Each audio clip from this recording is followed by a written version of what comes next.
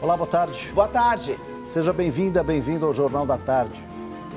Farmacêutica americana diz ter vacina com 90% de proteção contra a Covid-19. Fase 3 dos testes ainda não terminou, mas o laboratório tenta autorização de uso emergencial nos Estados Unidos. Veja outros destaques. Alimento com alto teor nutritivo, mas sem nenhuma eficácia contra a depressão. Mais uma notícia falsa ronda as redes. Agora sobre a lentilha. Uma vida dedicada ao estudo do uso da bicicleta na cidade. E foi justamente quando pedalava que Marina Arcote foi atropelada e morta.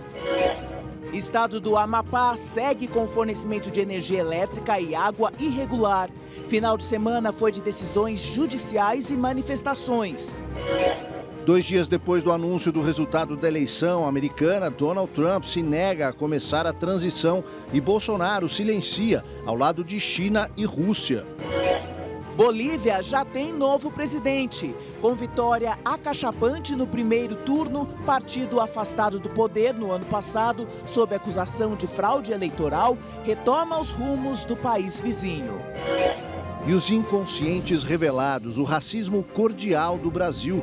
Tema do documentário da jornalista e ex-embaixadora da França no país, Alexandra Lorraz. As notícias falsas disseminadas em massa podem prejudicar a saúde de muita gente. A desconfiança da eficácia de vacinas é um exemplo. Agora, uma nova notícia falsa tem percorrido os grupos da família pelo Brasil afora. Lentilha combate a depressão. Apesar do alimento ser nutritivo, a informação errada pode atrasar o tratamento correto de quem sofre com o problema. Lentilha lembra festas de Ano Novo. O pessoal tem uma lenda, né, que tem que comer lentilha no final do ano, que prospera, essa coisa toda assim. Prosperidade, da fortuna. Nas ceias, né? Então isso já é tradicional, né? Em 2020, o alimento sinônimo de prosperidade ganhou atenção antes dos preparativos do Natal e do Réveillon. A lentilha foi alvo de notícias falsas que circularam nas redes sociais e atribuíram a ela o poder de cura da depressão e da ansiedade por ter altas concentrações de lítio, um composto presente em inúmeros medicamentos antidepressivos. Esta composição de lítio da lentilha, né? Não é a lentilha um alimento único que vai fazer com que haja uma reposição de lítio, não é por aí. Então isso realmente a lentilha não tem esse poder, né, em relação a essa questão. As fake news também foram desmentidas pelo site de checagem boatos.org, mas o fato de não ser milagrosa contra doenças da mente não anula o teor nutricional da leguminosa. A lentilha é um alimento bastante valioso. Para a doença cardiovascular, pelas quantidades que ela tem de magnésio, zinco, potássio, fibras, que são fibras solúveis, que geram bastante saciedade, ela trabalha num aspecto muito interessante do ponto de vista de prevenção da doença cardiovascular. E para a gestação também, porque ela é fonte de ácido fólico. Então, é um alimento que vale a pena a gente colocar no nosso dia a dia. Que tal aproveitar a aparição da lentilha fora de época para desfrutar dos benefícios e variar o preparo? O programa SESI Chef sugere uma salada. Lentilha e couve-flor cozidas, temperadas com talos de agrião picado, salsinha, azeite, vinagre e sal, viram um prato saboroso e refrescante e fazem da lentilha uma protagonista do cardápio do ano todo. Ela tem toda essa magia do ano novo, de trazer boa sorte, fartura, então a gente não deve deixar de colocar na nossa ceia de final de ano, né? Pelo sim, pelo não, vale a pena, mas ela tem sim seus princípios nutricionais bastante providenciais e vale a pena assim a gente constituir no nosso dia a dia alimentar. O mundo ultrapassou 50 milhões de casos de coronavírus, com quase 10 milhões somente nos Estados Unidos. Na corrida pela vacina, uma nova candidata apresentou hoje dados que demonstram mais de 90% de eficácia. O anúncio é das indústrias farmacêuticas Pfizer e BioNTech, que desenvolvem um dos 4 imunizantes em fase final de testes nos Estados Unidos. As análises preliminares da fase 3 da pesquisa apontam resultados muito melhores que os pesquisadores de todo o mundo têm estimado, que seriam entre 60% e 70% de eficácia das vacinas. Ao mesmo tempo, os testes não apontaram efeitos colaterais sérios. Segundo os laboratórios, a pesquisa ainda depende de mais dados e de uma revisão que pode alterar o resultado final esperado entre o final do mês e o início de dezembro. As primeiras doses dessa possível vacina vão exclusivamente para os Estados Unidos, que fecharam um acordo de compra de 100 milhões de doses do medicamento. Um motorista atropelou e matou a ativista e pesquisadora Marina Arcotti na madrugada de sábado para domingo. E o suspeito fugiu sem prestar socorro. Uma vida dedicada às cidades mais justas. A cicloativista Marina Arcotti, atuante em ONGs e no Conselho Municipal de Transportes e Trânsito de São Paulo, era também pesquisadora da USP, com mestrado sobre a relação entre a bicicleta e as mulheres. A primeira vez que eu ouvi ela falando, ela tinha 21 anos, 5 anos atrás, fiquei muito encantada com a maneira tão assertiva e tão transparente, tão segura do que era necessário ser feito para a mobilidade das mulheres na cidade de São Paulo, pensando em mobilidade ativa, pensando em segurança, pensando em políticas públicas. Fiquei muito encantada com a fala daquela menina, daquela moleca. O desrespeito ao ciclista contra o qual ela lutava foi a causa de sua morte na madrugada de domingo. Amigos prestaram homenagem na tarde de ontem. Nas redes sociais, foi criado o movimento Justiça por Marina. O motorista que atropelou Marina nesta avenida da Zona Oeste de São Paulo fugiu sem prestar socorro. Mas uma pessoa que presenciou o acidente anotou a placa do carro. De acordo com a Secretaria de Segurança Pública, a pessoa que consta como dona do veículo afirmou que o vendeu em 2017 e se comprometeu a apresentar a documentação. Segundo dados do Infociga, 24 ciclistas morreram no trânsito da capital paulista apenas entre janeiro e setembro de 2020.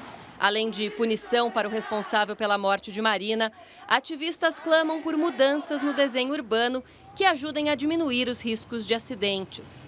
É importante uma mudança mais brusca de entendimento, de comportamento, principalmente aí da CT, que atua com segurança no trânsito, na forma como ela planeja a cidade, como ela planeja as vias que geram insegurança. O trabalho deixado por Marina Arcotti é um aliado para a construção de uma mobilidade mais segura para todos. Ela deixou um legado acadêmico e tantos anos de discussão de mobilidade que a gente tem aqui no Brasil, não se chegou ao que ela fez nos 28 anos dela de vida.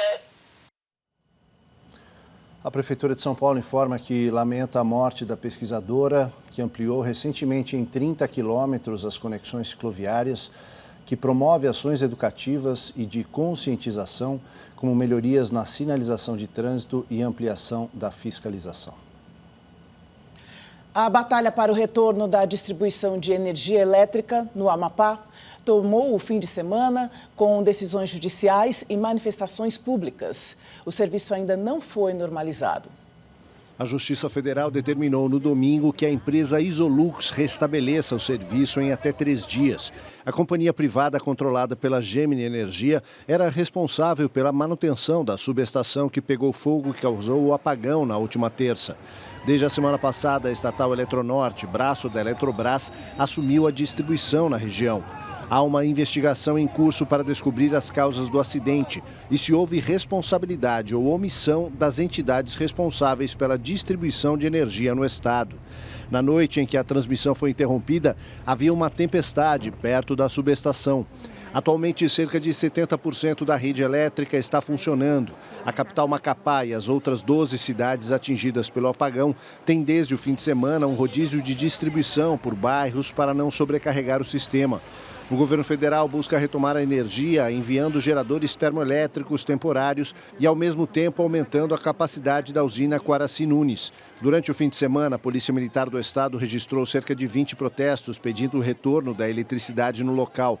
Os moradores reclamam por soluções para o apagão e de perdas de produtos perecíveis causadas pela falta de energia. Começa hoje em São Paulo a 13ª edição da Viagem Literária, um programa de estímulo da leitura que acontece em várias bibliotecas do estado. A repórter Adriana Cimino está na biblioteca do Parque Vila Lobos, um lugar privilegiado, e conta pra gente como vai ser esse evento no meio da pandemia. Boa tarde, Adriana. Oi, Aldo, uma boa tarde a você, boa tarde a todos. O programa ele ficou entre os 10 finalistas do Prêmio Jabuti na categoria Fomento à Leitura e percorrerá 61 municípios de São Paulo neste ano. Vou conversar agora com o Pierre Rupreste, que é diretor do SP Leituras. Pierre, conta pra gente os destaques aqui da cidade de São Paulo. Boa tarde.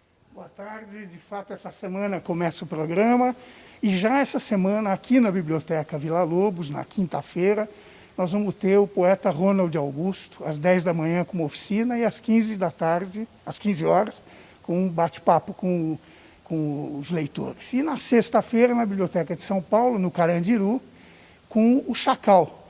Também às 10 da manhã a oficina e às 15 horas o bate-papo. Respeitando sempre os protocolos sanitários, né, Pierre? Evidentemente, respeitando os protocolos, máscara, álcool gel disponível para todo mundo, né? E vamos fazer poesia junto. Muito bem, é um ótimo programa. Obrigada pelas suas informações, viu, Pierre? Esse primeiro módulo do Viagem Literária vai ser realizado até o dia 27 de novembro. Para ter mais informações sobre a programação completa, é só entrar no site viagemliteraria.org.br. Obrigado, Adriana, pelas informações. E por falar em literatura, começou hoje a tradicional Festa do Livro da USP. Desde 1999, a feira reúne milhares de pessoas todos os anos na Universidade de São Paulo. Com a pandemia, o evento deste ano é totalmente virtual. No site paineira.usp.br/Festa do Livro, você pode acessar todas as editoras e ser encaminhado à loja virtual de cada uma. Os livros têm desconto mínimo de 50% sobre o preço de capa. A Festa do Livro segue até domingo. Olha, a gente quer que você leia, viu? Mais uma dica aqui. A experiência do jornalista Gilberto Dimenstein contra o câncer é contada no livro Os Últimos Melhores Dias da Minha Vida. A obra, que será lançada no próximo dia 18, é uma parceria com a esposa dele, Ana Penido. Dimenstein morreu em maio, vítima de um câncer no pâncreas. Foram mais de 30 anos escrevendo e falando sobre tudo e todos. Mas foi para as pequenas coisas da vida que Gilberto Dimenstein resolveu se atentar quando percebeu que não teria mais muito tempo. O relato final do jornalista sobre o desafio de enfrentar um câncer no pâncreas está no livro Os Últimos Melhores Dias da Minha Vida. A obra foi organizada pela esposa, Ana Penido, com quem ele dividiu a vida por 2 décadas. De janeiro a maio deste ano, nós fizemos uma série de gravações. Ele ia contando o que ele sentia, as experiências pelas quais ele passava. Ele fez uma retrospectiva da vida dele. Em uma das partes mais emocionantes, o jornalista descreve a sensação de interagir com o primeiro neto, Zeca, e sobre não ter mais tempo para ver a próxima integrante da família, Flora. Alguns meses mais tarde, descobrimos que quem estava a caminho era a Flora. Mas já naquela época eu tinha certeza de que não haveria nascer. E essa era a única coisa que de fato lamentava. Em toda a carreira, Dimenstein publicou 22 livros, escreveu nos maiores jornais do país, entrevistou grandes personalidades e fundou o próprio veículo, Catraca Livre. Esse aqui é o Beco do Batman, um símbolo da Vila Madalena. Mas antes desse colorido todo, o local sofria com a falta de pedestres e de iluminação. Dimenstein foi um dos principais responsáveis para fazer com que a via fosse fechada aos carros e se tornasse hoje um ponto turístico que atrai gente do Brasil e do mundo. O livro será lançado no próximo dia 18, às 6 da tarde, nas redes sociais da Livraria da Vila. Uma oportunidade não só de revisitar a carreira de Dimenstein, mas de refletir sobre as coisas mais importantes da vida. Vai ser um evento muito emblemático, porque a gente vai ter um quarteto da Orquestra Sinfônica Heliópolis, que Gilberto ajudou muito, foi presidente do conselho da orquestra. A gente vai ter leitura de algumas passagens e vamos ter também a participação da doutora Ana Cláudia Quintana Arantes, que fala sobre cuidados paliativos, que foi uma pessoa que nos ajudou muito, não só a passar com menos sofrimento os últimos dias, né? O último mês de vida de Gilberto, mas que nos ensinou muito sobre a vida e sobre a morte. Morreu nesse domingo o professor Ciro Marcondes Filho, considerado um dos maiores teóricos da comunicação no Brasil. Ciro Marcondes tinha 72 anos, era professor titular do Departamento de Jornalismo e Editoração da Escola de Comunicações e Artes da USP. Era doutor pela Universidade de Frankfurt, na Alemanha, e pós-doutor pela Universidade de Grenoble, na França. Escreveu diversos livros na área de comunicação e filosofia, uma produção intelectual reconhecida internacionalmente. Segundo nota divulgada pela USP, era um professor querido que contava centenas de admiradores entre colegas, alunos e funcionários. Reflexo disso eram as aulas do professor sempre lotadas. Segundo amigos, Ciro Marcondes lutava contra um câncer. Depois do intervalo aqui no Jornal da Tarde, Covid-19, política externa, os primeiros desafios de Joe Biden. A condução de um país ainda mais polarizado pela recusa de Donald Trump em aceitar a derrota. A gente volta já.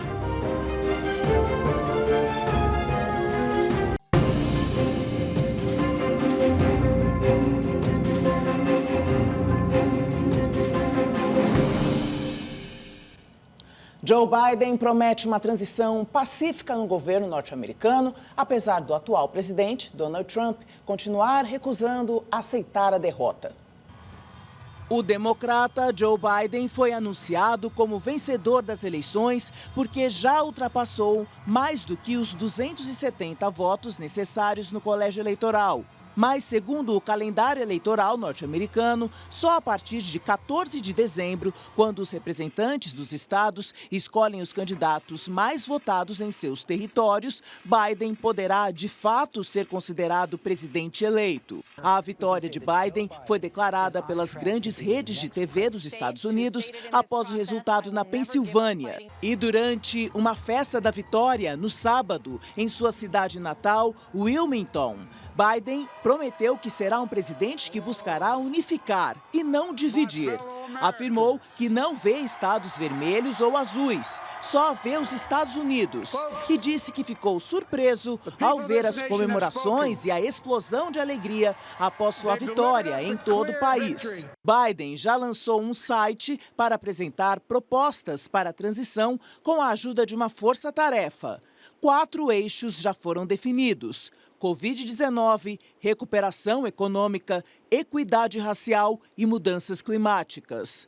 Mas o presidente Donald Trump não admite a derrota. Prometendo uma enxurrada de ações legais, disparou tweets insistindo falsamente que ganhou esta eleição por muito. O advogado pessoal de Trump e ex-prefeito de Nova York, Rudy Giuliani, disse que vai fornecer evidências de fraude eleitoral. Mas a ação é vista como um esforço para acalmar um ego ferido e mostrar à base de apoiadores que Trump pretende manter a porta aberta para um possível retorno em 2024. Após a divulgação dos resultados, a reação de Trump virou piada no humorístico da TV Saturday Night Live, onde Trump foi interpretado pelo comediante Alec Baldwin. Ele nega a onda azul que varreu o país e mostra um mapa dos estados vermelhos, mas depois que é informado que aquilo é um registro sobre os casos de coronavírus, ele se despede do cargo cantando uma versão melancólica do clássico Macho Man, do grupo Village People. Os desafios do presidente eleito dos Estados Unidos, Joe Biden, vão da política externa à divisão interna do país. Já se passaram 2 dias do anúncio da vitória de Joe Biden na acirrada disputa pela presidência dos Estados Unidos.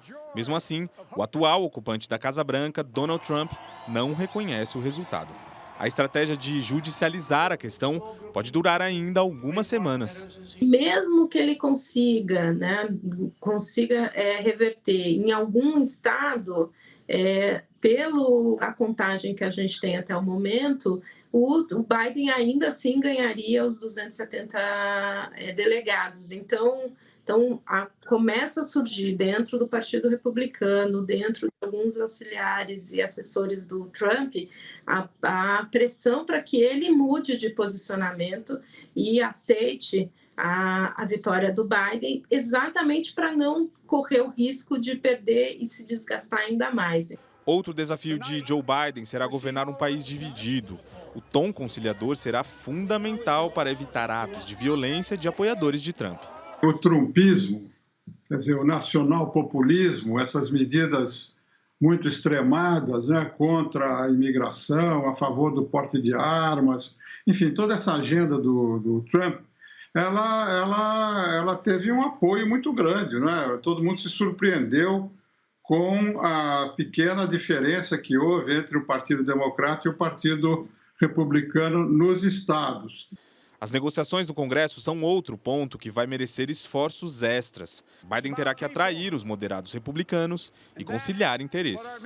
Um Senado de maioria republicana significa que o Biden vai ter que negociar com o lado republicano para conseguir que as suas propostas possam ser aceitas. A política externa sobre o futuro governo Biden vai se alterar. O Biden vai falar mais de direitos humanos, vai falar mais de democracia e vai tentar reduzir os atritos na área econômica comercial. As economias americanas e chinesas estão muito entrelaçadas e convém aos dois países encontrar um modus vivendi em que, preservando as posições diferentes de cada país, eles resguardem os seus interesses. Eu acho isso que vai acontecer. No Brasil, até agora, o presidente Jair Bolsonaro não se manifestou sobre a vitória do democrata e isso diz muito sobre o impacto da notícia no Palácio do Planalto. Depois de praticar uma política externa totalmente alinhada aos planos de Trump, o governo precisa decidir como irá construir a nova relação com o governo. Uma das questões-chave será o meio ambiente. Biden já sinalizou que pedirá ao Brasil a diminuição nos índices de desmatamento da Amazônia. Não é uma agenda só do Biden, é uma agenda dos democratas. Então, uma democrata na maioria na Câmara dos Deputados vai colocar esse tema como central e acho que essa vai ser a grande pressão com relação ao governo brasileiro. O que vai resolver é o presidente da República se convencer de que é melhor para o Brasil ajustar essas políticas para evitar retaliações, para evitar consequências, né, como o Biden disse, negativas para o país. E a Bolívia retoma o curso depois da posse do novo governo neste domingo, eleito em primeiro turno com um resultado que jogou por terra as acusações de fraude eleitoral que justificaram a derrubada do governo de Evo Morales em 2019. Luiz Arce, de 57 anos, prestou juramento numa cerimônia em La Paz com a presença do rei da Espanha e de chefes de Estado da Argentina, Paraguai, Colômbia, além de altos funcionários do Chile, Irã e do governo de Nicolás Maduro da Venezuela. Ele foi investido com a faixa presidencial nas cores bolivianas e com a huipala, a bandeira indígena, no centro, devolvendo o protagonismo à maioria da população boliviana. Arce foi ministro da Economia durante o governo de Evo Morales e reconhecido como o arquiteto do rápido crescimento do país.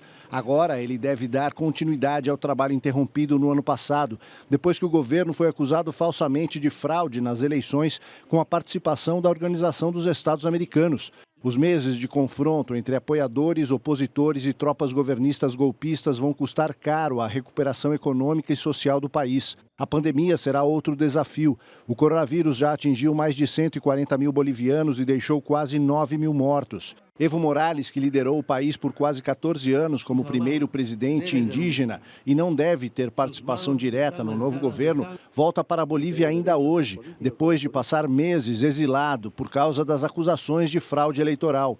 A caravana, com centenas de carros, deve percorrer mais de 1.000 quilômetros desde La Quiaca, na fronteira com a Argentina, antes de seguir para seu reduto rural em Chapare. O Brasil tem grande queda nas médias de casos e mortes por coronavírus, mas enfrenta problemas na atualização dos dados. O país tem mais de 5.660.000 casos, queda de 28% na média na última semana. São 162.386 vítimas, média em queda ainda maior, de 30% nos últimos dias. Foram 324 mortes por dia. A média de mortes cresce nos estados de Rondônia, Pernambuco, Rio Grande do Norte e Santa Catarina.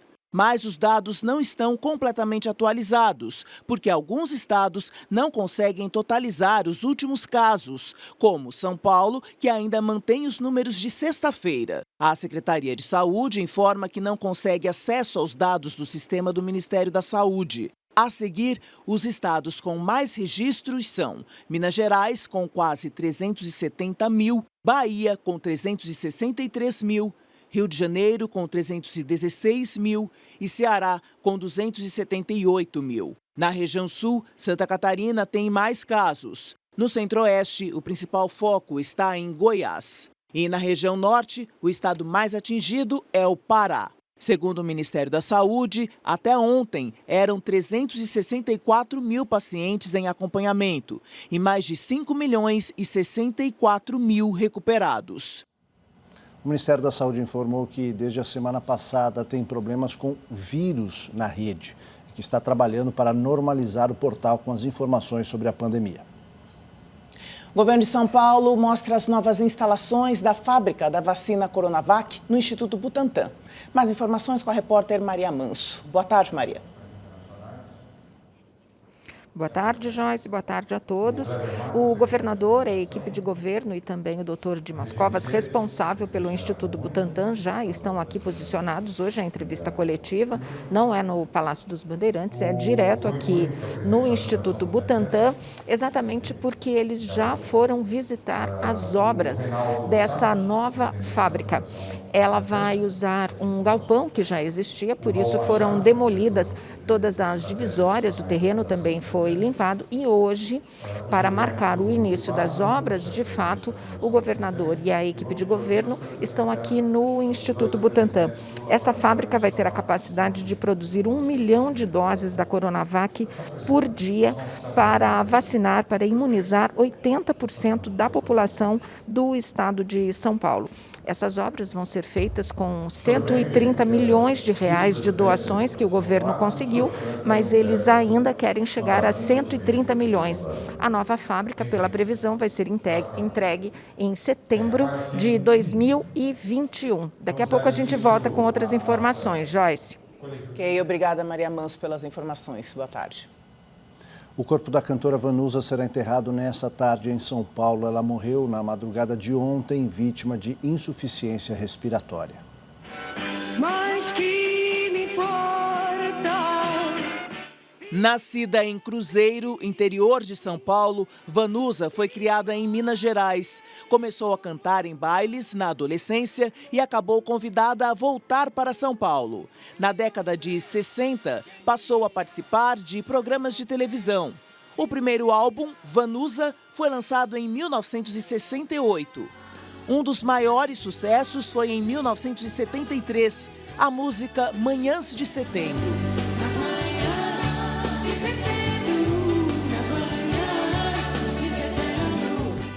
Seguiu lançando álbuns e participando de festivais nas décadas seguintes.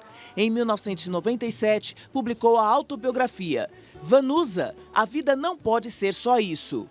Em 2009, na Assembleia Legislativa de São Paulo, Vanusa cantou o hino nacional brasileiro de forma desafinada e trocando a letra. Ela atribuiu a má interpretação à ação de um remédio contra a labirintite. Na época, já dava sinais de que a saúde não estava boa. Vanusa sofria de uma doença não identificada, semelhante ao mal de Alzheimer. Há 2 anos, Vanusa morava numa casa de repouso em Santos, onde morreu. A cantora e compositora tinha 73 anos.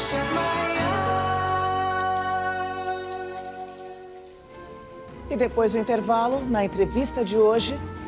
O racismo cordial do Brasil, as práticas que mantêm a estrutura de Casagrande e Senzala nos dias de hoje. Tema do documentário Inconscientes Revelados. A gente volta já.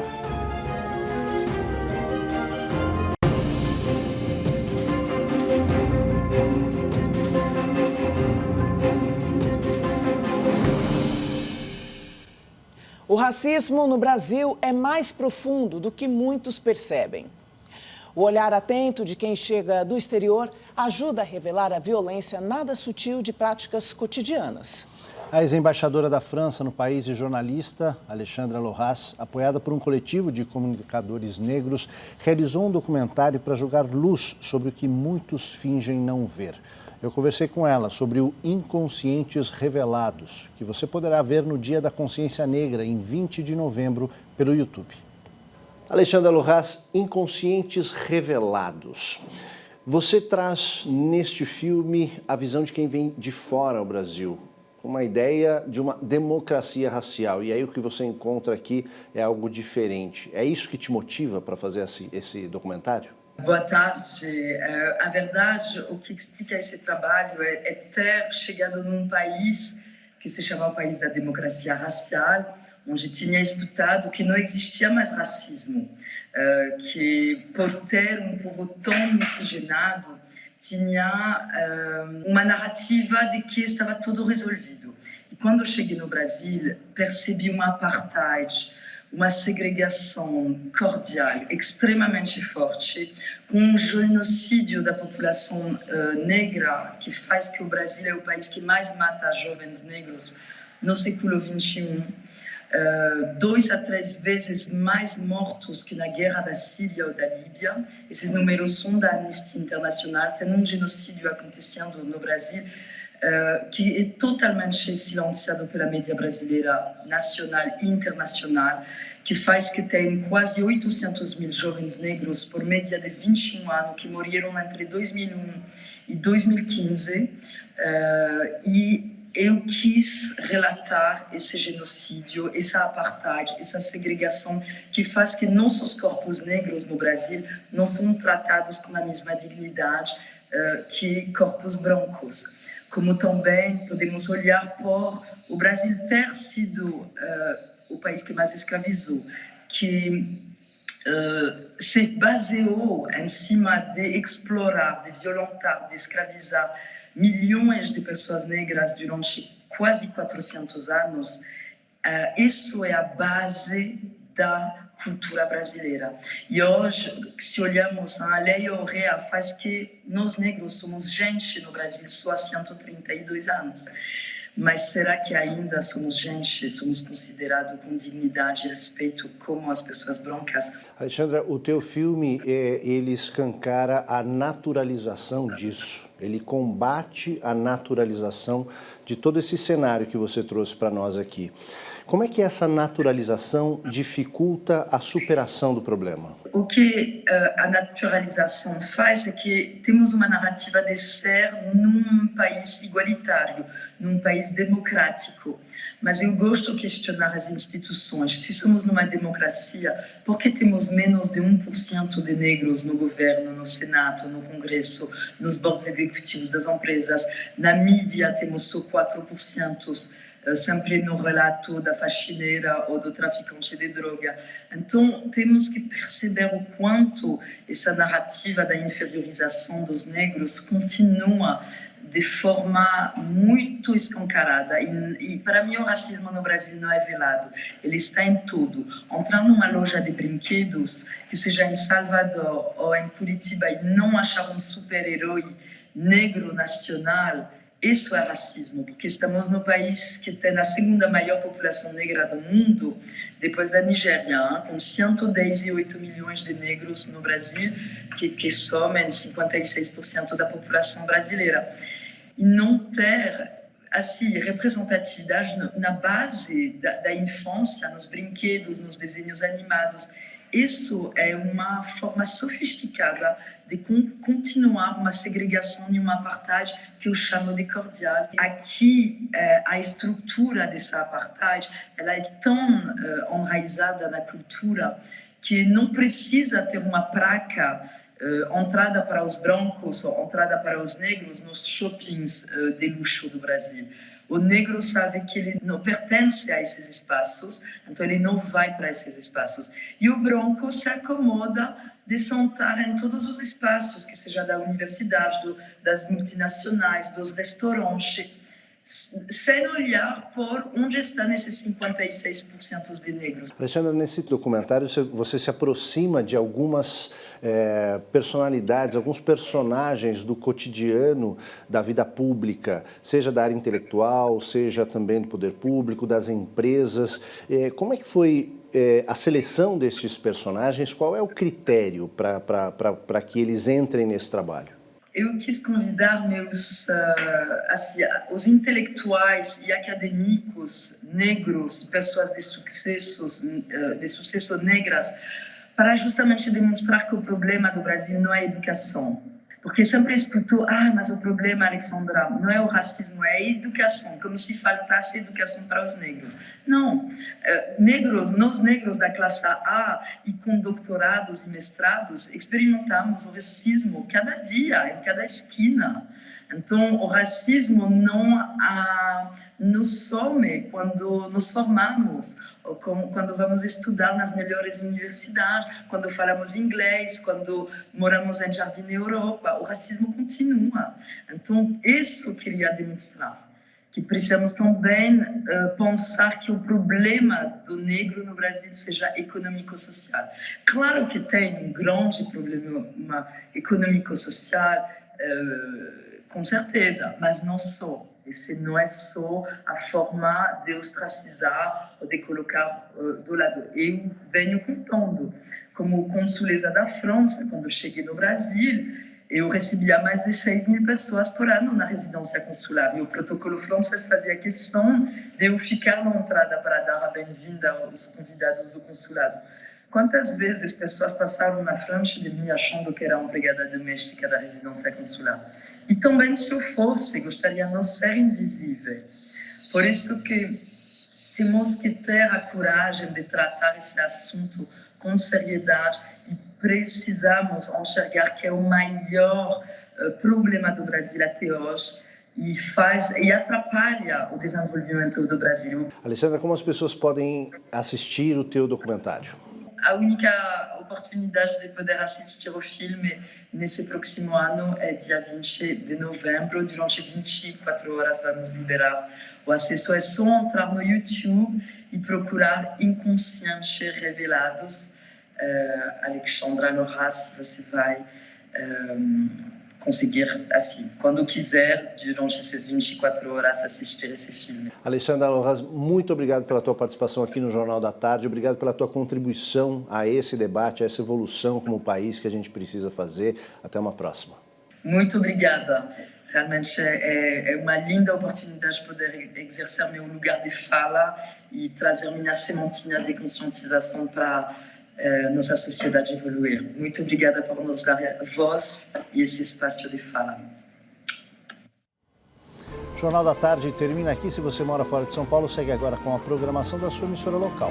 E para o estado de São Paulo, nós transmitimos em seguida a entrevista coletiva do Comitê de Contingenciamento da Covid-19, hoje, direto da fábrica de vacinas do Butantan. Até amanhã, boa tarde para todos. Tchau.